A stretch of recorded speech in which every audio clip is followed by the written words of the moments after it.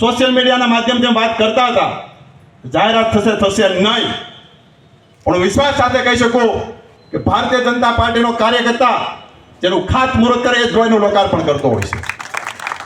મિત્રો, વાતો કરવા પૂરતી વાતો નથી હોતી. આજે આપણા પ્રભારી મંત્રી આપણી વચ્ચે હાજર છે.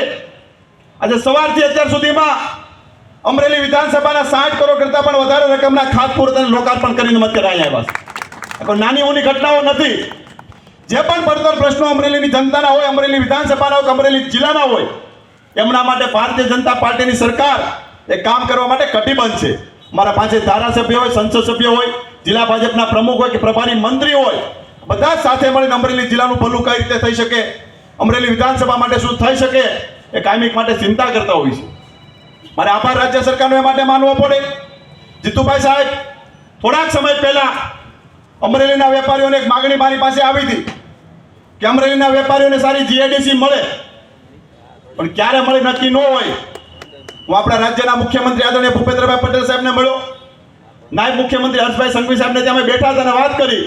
કીધું સીએમ સાહેબ જોડે વાત થઈ છે અને મારે અમરેલીમાં એક નવી જીઆઈડીસીની સ્થાપના કરવી પડે એવું છે. 40-50 વર્ષ પહેલા અમરેલીને જીઆઈડીસીની ભેટ મળી હશે, ત્યારબાદ અમરેલીને જીઆઈડીસી નથી મળી.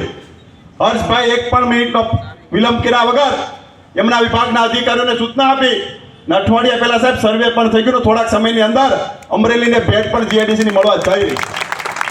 આ કોઈ નાની મોટી ઘટનાઓ નથી. ભૂતકાળની અંદર ખાલી તમે નક્કી કરજો જીઆઈડીસી માંગવા દો કેટલા વર્ષ લાગે મંજૂર થતા. પણ મારે સરકારનો આભાર માનવો પડે. જે પણ રજૂઆત લઈને ગયા છે એ રજૂઆત અમે ક્યારે ખાલી હાથે નથી આવ્યા. એ પ્રકારનું સરકાર કામગીરી કરી રહી છે.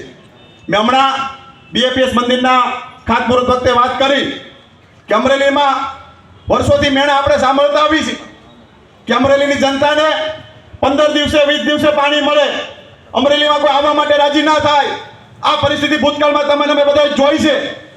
પણ જે રીતની પરિસ્થિતિ આપણે જોઈ છે, પરિસ્થિતિમાં આપણે કઈ રીતે ભૂતકાળ કરવો એ પ્રકારનું પ્લાનિંગ પણ અમે કરી રહ્યા છીએ.